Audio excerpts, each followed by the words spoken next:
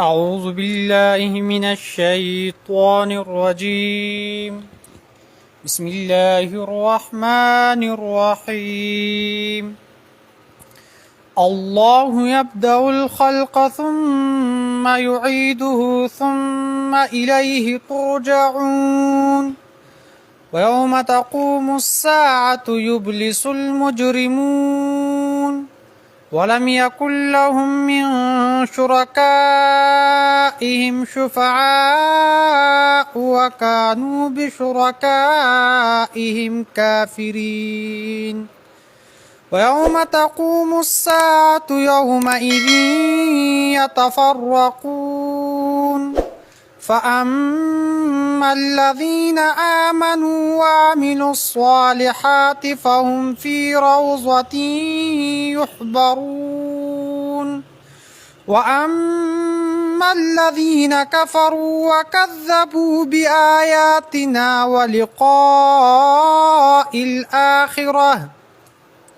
ولقاء الآخرة فأولئك في العذاب محضرون.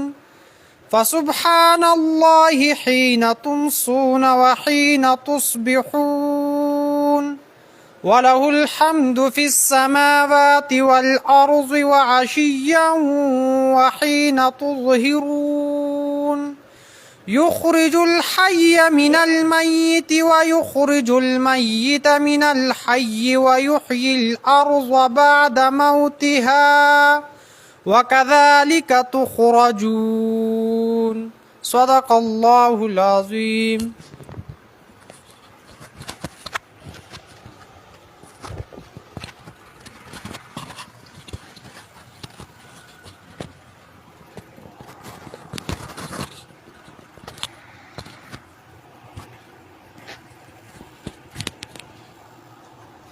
أعوذ بالله من الشيطان الرجيم.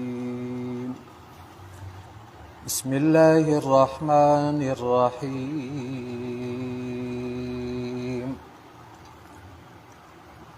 سبحانك لا علم لنا إلا ما علمتنا إنك أنت العليم الحكيم. رب اشرح لي صدري ويسر لي أمري واحلل عقدة من لساني يفقه قولي. رب زدني علما. الله يبدأ الخلق ثم يعيده. دا مختصر دلیل عقلی دے او دا متعلق دے دا آیت نمبر 7 سره یعلمون ظاهرا من الحیات او ثبوت د پاره دا دوباره ژوند دے د دوباره ژوند د پاره ثبوت.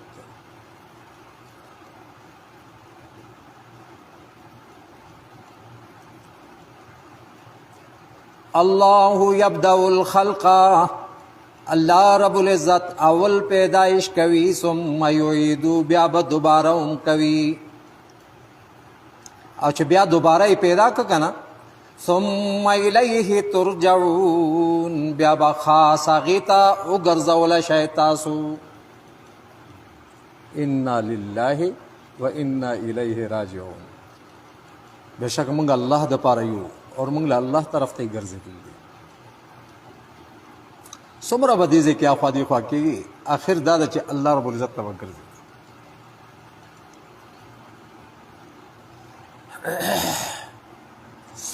الله یبدأ الخلق اول پیدائش کوي ثم یعیدو بیا به دوباره هم کوي ثم الیه ترجعون بیا خاص هغې ته یې وبګرځولی شئ تاسو.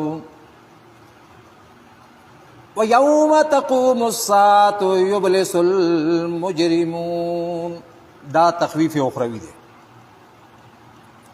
هر کله چې اعاده ذکر شوه نو اوس په دې آیتونو کې تفصیل د قیامت ذکر کیږي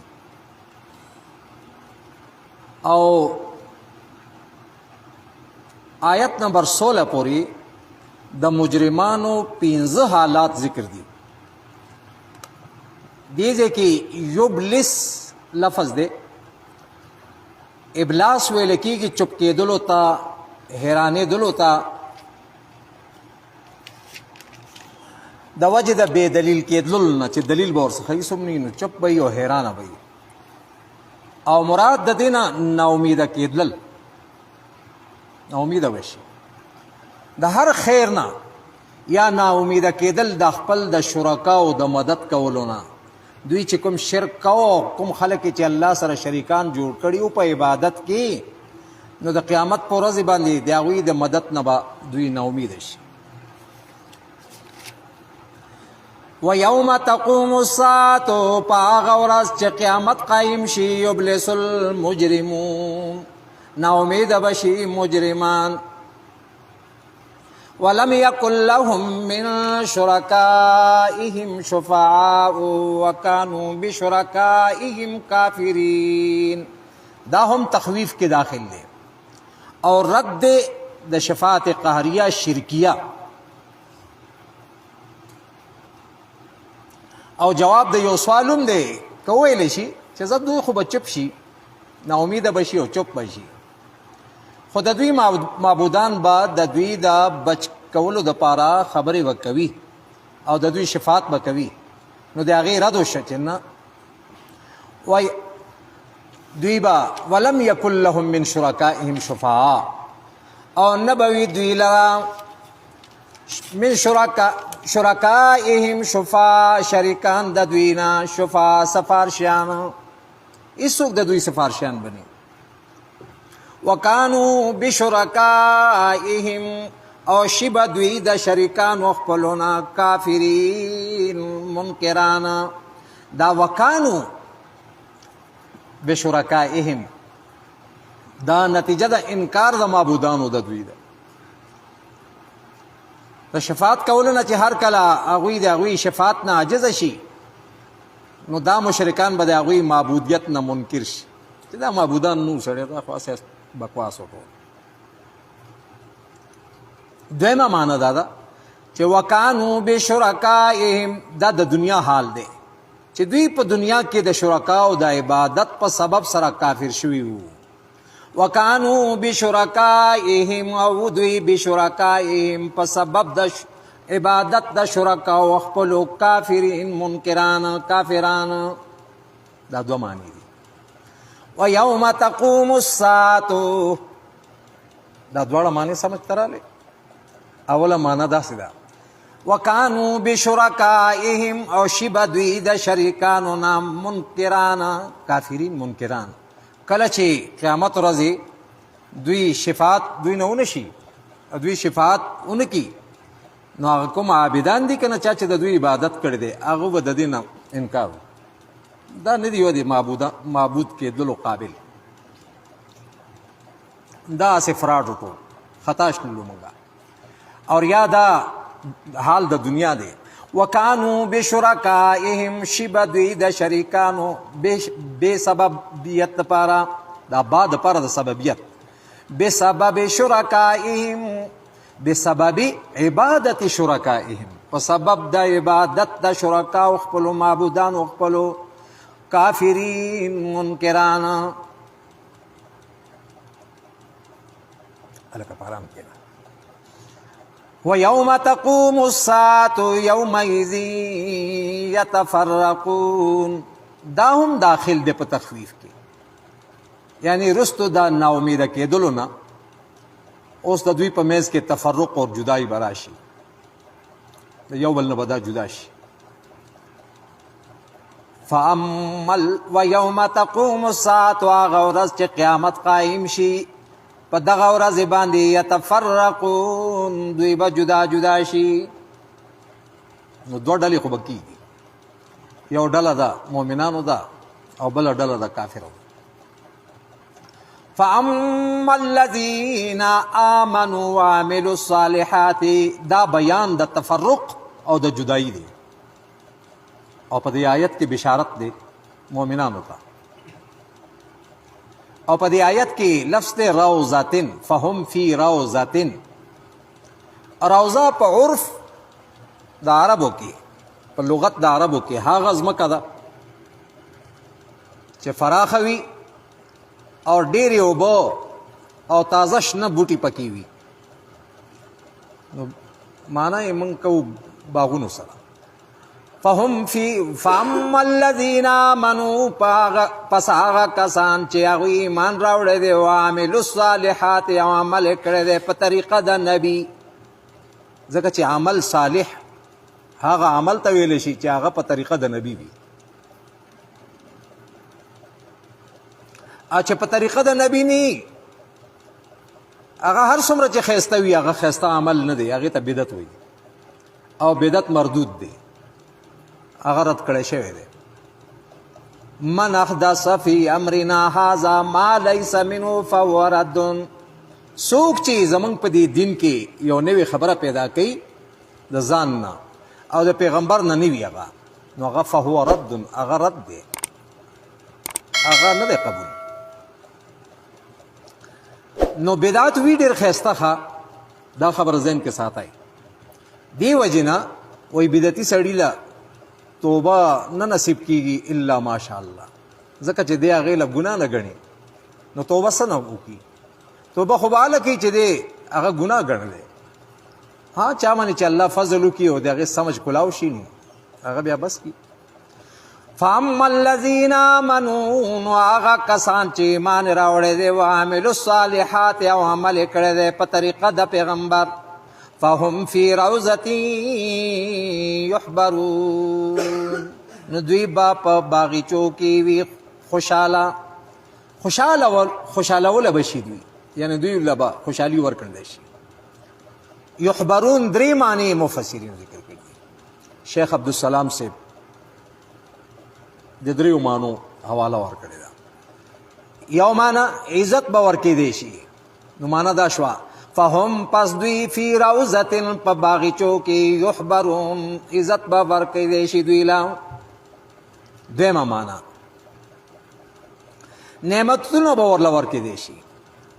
فهم فی روضة، پس دوی فی روضة په دې باغچو کې یحبرون، دوی له نعمتونه به ورکولی شي. درېمه معنی یحبرون، خوشحالي به ورکولی شي دوی له. دوی لا په دې باغونو کې یحبرون، خوشحالي به ورکولی شي، دا به خوشحاله کړلی شي. واما الذین کفروا، دا تخویف د منکرینو دی، یره د منکرانو.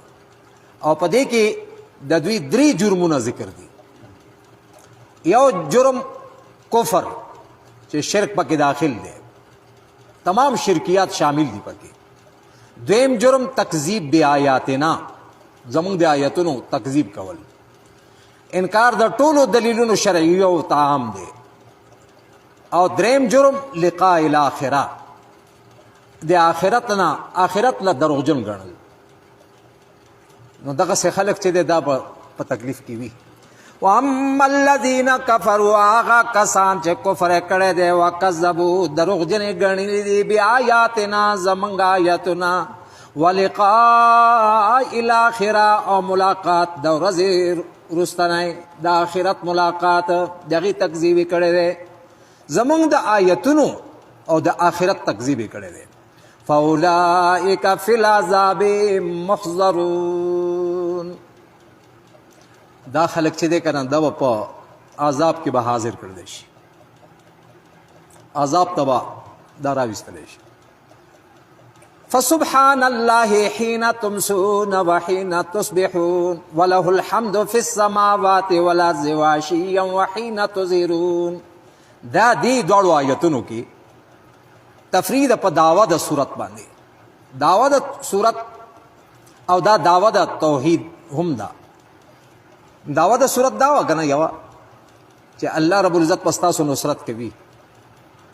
نو دلته کې ذکر که چې کله الله رب العزت ستاسو نصرت او مدد وکوي نو تسبیح وایه، د الله ثنا وایه، لکه چې سوره نصر کې راغلی اذا جاء نصر الله والفتح ورأيت الناس يدخلون في دين الله افواجا فسبح.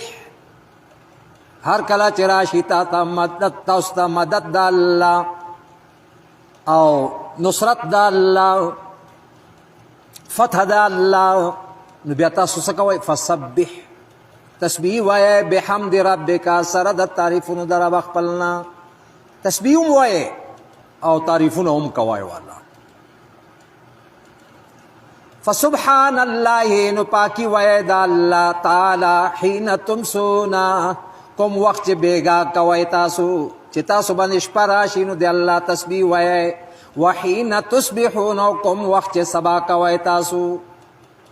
وله الحمد فی السماوات، او هغې دپاره ستاینه دا تعریفونه دي فی السماوات، په اسمانونو کې، والارض، او ځمکه کې. بل څوک د داسې حمد و ثنا لایق نشته دی. وعشیا، په وخت د مازدیګر کې. وحین تظهرون، او کوم وخت چې تاسو ماسپښین کوئ. نو هر کله چې الله رب العزت ستاسو نصرت وکړي نو تسبیح وایه، لکه سوره نصر کې دي. او یا دا بیان د سبب دی د پاره د حصول د دعوی د صورت، چې نصرت د الله تاسو ته به هله حاصلېږي چې کله تاسو د الله رب العزت په توحید د الله رب العزت سره نصرت او مدد الهی حاصلېږي. نو د هغې ثنا وایه، دا توحید دی، او د هغې حمد کوئ، دا توحید دی. په دې آیتونو کې تسبیح او حمد نه مراد سره د قول نه عمل د هغې هم دی، په طریقه د مونځ کولو سره. ځکه چې مونځ کې تسبیح او حمد قولا او عملا دواړه دي. یو سړی که چېرې د الله تسبیح او د الله حمد قولا کوي لیکن عملا نه کوي نو دا ناقص دی، دا قبول نه دی.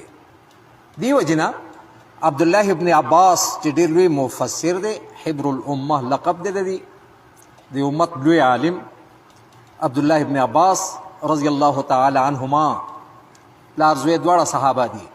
د هغې په روایت سره دا راغلی دي چې د آیتونو دواړو کې د 5 وختو د مونځونو ذکر دی. تاسو نه څوک پوښتنه وکړي چې د قرآن پاک داسې آیتونه وښایي چې هغې کې یو ځای د 5 واړو مونځونو ذکر وي، نو دا آیت دی. دارنګې په سوره طه کې هم دی، اقم الصلاة طرفي اللیل وزلفا من النهار، هغې کې هم دی. خو دې کې ښه کلاو دی. نو عبدالله ابن عباس فرمایي چې په دې آیتونو کې ذکر د 5 واړو مونځونو دی. څنګه؟ تمسون نه مراد ماښام دی او ماسخوتن داخل دی پکې. کله چې تاسو شپه کوئ نو دا دواړه مونځونه چې دي دا د شپې دي. تسبحون نه مراد مونځ د سهار دی. عشیا نه مراد مونځ د مازدیګر دی.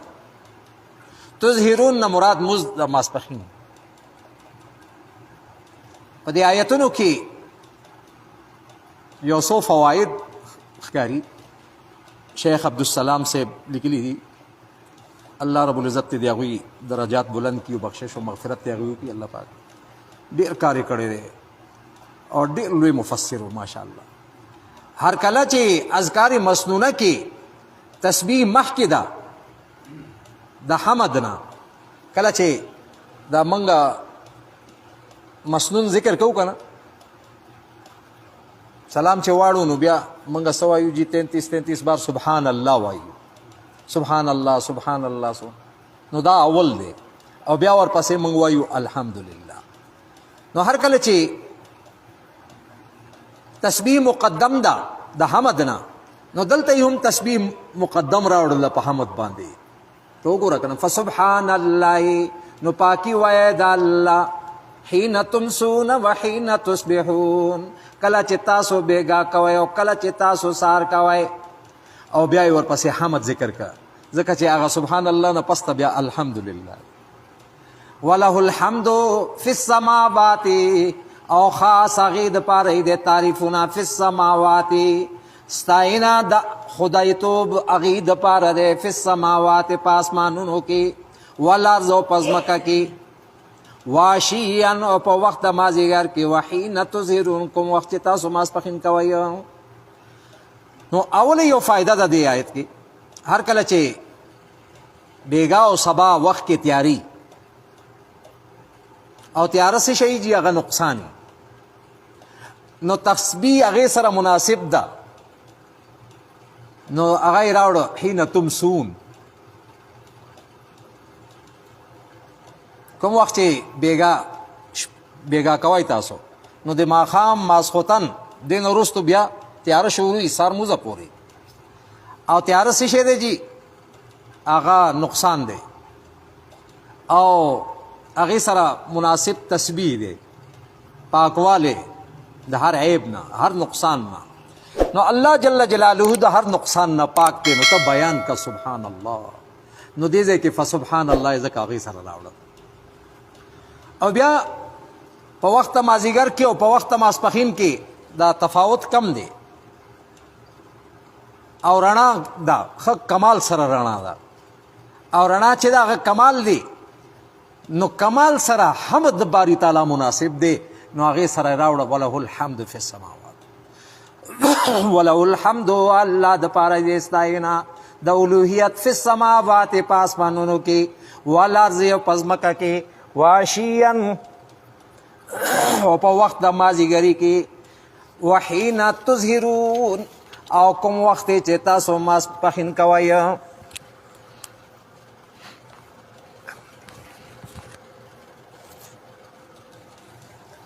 کوم وخت چې تاسو ماسپخین کوئ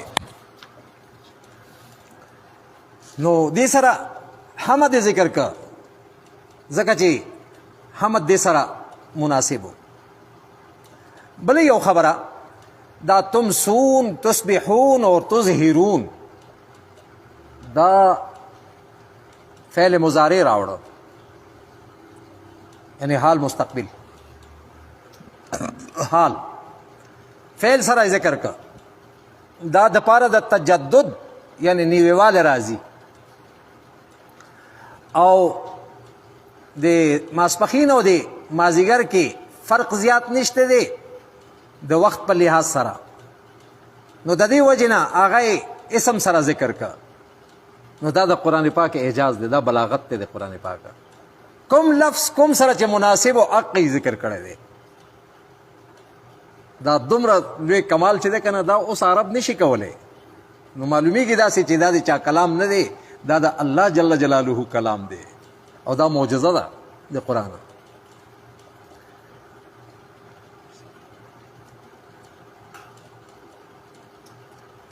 صيغه د فعل سره راوړه ځکه چې فرق ډیر زیات او نویواله راتو نو تم سونا سو وخت چې تاسو بیګا کوئ تسبحونا سو وخت تاسو سبا کوئ تظهرونا سو وخت چې تاسو ماسپخین کوئ ډیر تفاوت پکې. اوس هغې نه پس ته مازیګر او د ماسپخین په منځ کې ډیر تفاوت نشته دی نو هغه په اسم سره راوړه نو فعل چې دی هغه تجدد او حدوث باندې دلالت کوي په نویوالي باندې دلالت کوي او اسم چې دی هغه داسې نه دی والله اعلم.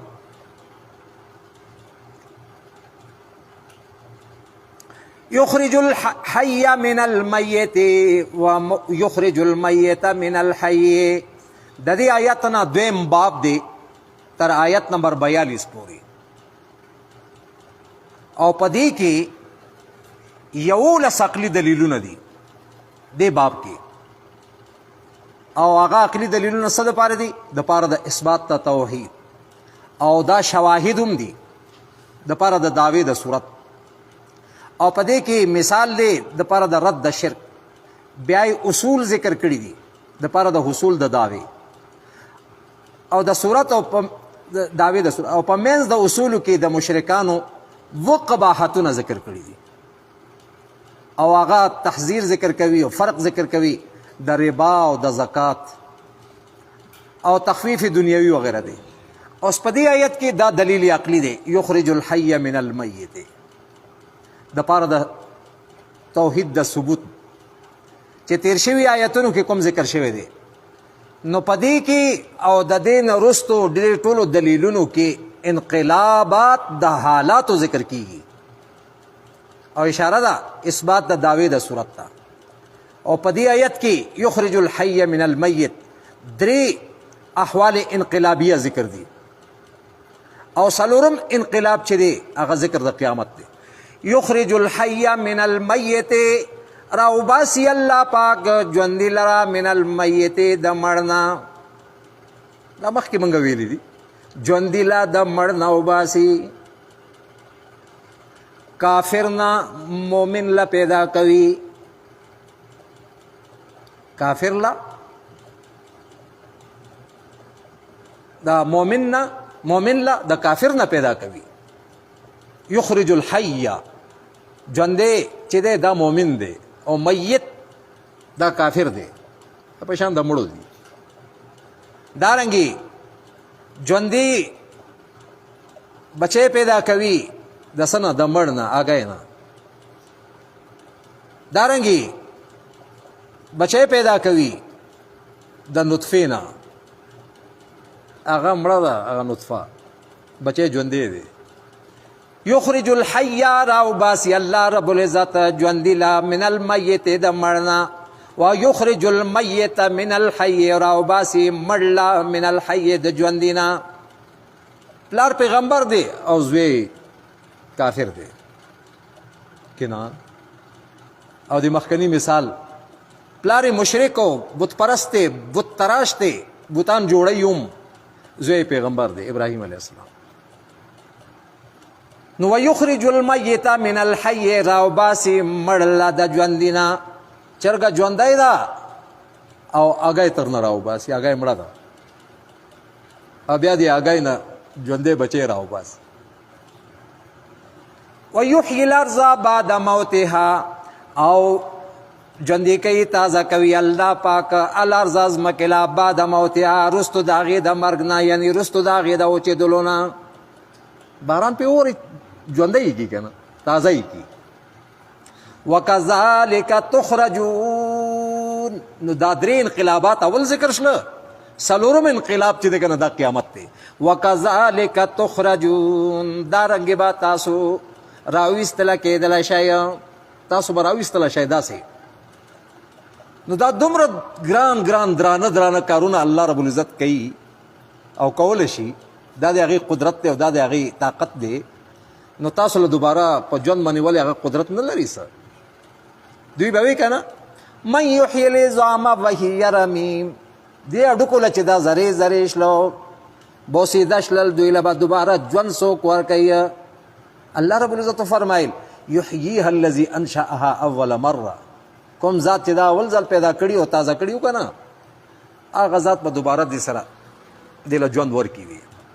نو وکذالک دا برنه مثالونه ذکر کړه، وکذالک تخرجون وي، دغه شانتې تاسو به بیا راویستلی شئ. ومن آیاته ان خلقکم من تراب، دا بل دلیل عقلی دی د دواړو مقصدونو دپاره.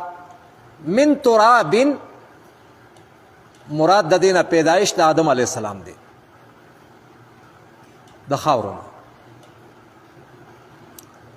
والله اچھا ومن آیاته، او د الله رب العزت د توحید او د قدرت د نښونه دي ان خلقکم چې تاسو یې پیدا کړي یې، ان خلقکم چې تاسو یې پیدا کړي یې، یعنی خلق اصلکم ستاسو هغه اصل پیدا کړی دی آدم علیه السلام. ورکه یو نری غونه ټک کنه خلق اصلکم ستاسو هغه نیکه پیدا کړی دی. سنه من تراب د خاورونه، څوک دا ونه وایي چې یاره موږ خو خاورې نه نو پیدا شي، خو مور و پلار نه پیدا شو، وایي ستاسو هغه مشر چې هغه خاورو نه پیدا و. نو چې د مشر په وجې باندې دا نسبت اوس ټولو ته کېږي چې دا ټول د خاورې نه پیدا دي. یا دا معنا هر انسان مراد دی چې دا خاورې نه پیدا دی، ځکه چې د هر انسان پیدا د نطفې نه دی، او نطفه د خوراک نه، او خوراک د ځمکې نه پیدا کېږي، خاورو نه پیدا کېږي. داسې په سوره حج آیت نمبر 5 کې هم تیر شوي دي. او چې کله وي ما داسې وکړه تاسو خاورو نه جوړ کړئ، ثم اذا دلته کې وي اذا د مفاجات دپاره دی، ناڅاپه ناګها اچانک. نو دا راځي اکثر فا سره، فاذا راځي دلته کې ثم اذا راوړو. دا ځکه یې راوړو چې د تراب نه وروستو نورو احوالو اطوارو ته اشاره وشي چې هغه نطفه، علقه، مضغه وغیره دي چې کوم سوره حج او سوره مومنون کې ذکر دي. بشرون دا په معنا د ظهور دی، بیا تاسو ظاهر شوئ. څه مطلب؟ په خاورو کې تاسو پټ وئ، د خاورو نه ما ښکاره کړلی، تاسو ظاهر مې کړلی. ومن آیاته ان خلقکم، او د الله رب العزت توحید او قدرت علامی دی نخدا ان خلقکم چې تاسو پیدا کړلی من تراب د خاورونه ثم اذا انتم بشر تنتشرون، بیا شوي تاسو بشر ډیر خواره واره شوي، ظاهر کړلی تاسو تنتشرون خواره واره. ومن آیاته ان خلقکم من انفسکم ازواجا لتسکنوا الیها. دا په دې صورت کې وہ آیتونه دي چې د هغوی په اول کې ومن آیاته ذکر کړی دی. د دې وجه یو دا ده دغه دلیلونه په خپل مدعا ثبوتولو کې ښه واضح دي. دویمه وجه یې دا ده چې هر یو د هغې نه په حقیقت کې ډېر زیات دلایلو باندې مشتمل دي، او هر کله چې اکثر په دغه آیتونو کې د صورت دواړه مقصدونه ښکارو، نو د دې وجې نه په اول د آیت او په آخر د آیت کې آیات دوه کرته راوړ دی، دوه ځله راوړ دی، دوه ځله ذکر کړی دی هر آیت کې. ومن آیاته دا بعض د دلیلونو د توحید د قدرت د باری تعالی نه ان خلقکم چې تاسو یې پیدا کړی یې، ان خلق لکم چې پیدا کړی دی لکم ستاسو د پاره من انفسکم ستاسو د جنس نه، انفسکم ستاسو د جنس نه، ازواجن بیبیانی. نو معلومه دا شوه چې دا د انسان د جنس نه دی، بن آدم د جنس نه دی. چېرته دا ماهرین ناستو دی باندې غور و فکر شروع مشوره اخیستله یو بل هغه چې دا زنانه شي شی دی.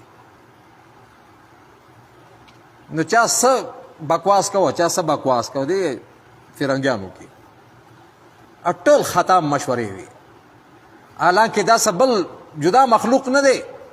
چا دا وي چې یاره دا څه جدا مخلوق دی، الله رب العزت خالي سړو له خوشحالولو لپاره پیدا کړي دي یا د سړو خدمت لپاره پیدا کړي، نور د دوی حیثیت نشته دی. لیکن اسلام او قرآن نه قربان شم چې دوی دی له څومره لوی مقام ورکړ، لیکن څومره چې لوی مقام قرآن او اسلام دوی له ورکړ دی، دومره دوی د قرآن او د اسلام نه مخالف چلیږي الا ماشاء الله. ومن آیاته او بعض د دلیلونو د توحید او قدرت دا غینا ان خلق لکم دا چې پیدا کړی دی ستاسو د پاره من انفسکم ستاسو د جنس نه، من انفسکم ستاسو د نفسونو نه، یعنی ستاسو د جنس نه، ازواجن بیبیانی. ولی او دو مقصده بلکې درې مقصده د ذکر کړی دي. لتسکنو الیها چې آرام حاصل کړئ هغوی ته، یعنی هغوی سره آرام حاصل کړئ تاسو. وجعل بینکم مودة، او پیدا کړی دی الله رب العزت ستاسو په منځ کې مینه، موده یې پیدا کړې ده. دا موده د زړه میلان او محبت ته وایي، او بیا ورپسې رحمت ذکر کړی دی د مینې د وجې نه د یو بل په مصیبتونو او خفه کېدلو باندې خفه کېږي. چې سړی په مصیبت کې اخته شي نو زنانه هم پریشانه شي، او چې زنانه په مصیبت کې اخته شي نو سړی هم پریشانه شي، او چې سړی خوشحاله وي نو زنانه هم خوشحاله وي، او چې زنانه خوشحاله وي نو سړی هم خوشحاله وي بیا. او دې ته شفقت هم وایي، رحمت هم وایي، شفقت هم وایي، ترس هم ورته وایي، یو بل باندې ترس هم دی. ومن آیاته د الله رب العزت د دلیلونه د توحید او قدرت د هغې نه ان خلق لکم دا چې پیدا کړي دي تاسو دپاره من انفسکم ستاسو د جنس نه ازواجن بیبیانې لتسکنو دپاره د دې چې آرام حاصل کړی تاسو الیها هغوی ته. وجعل بینکم او پیدا کړې ده ستاسو په منځ کې مودة مینه. دا مینه الله چول ده. ګورې د ښځې خاوند په خپلو کې ډېره زیاته مینه وي، خو دا الله چول ده. او کاغې نه وی اچولې که نه خلک خپل ځان نه تنګیا لیکن دی الله رب العزت څه عظیم قدرت دی داسې مینه اچول ده چې سړی هغې ته میلان کوي اور هغه سړي ته میلان کوي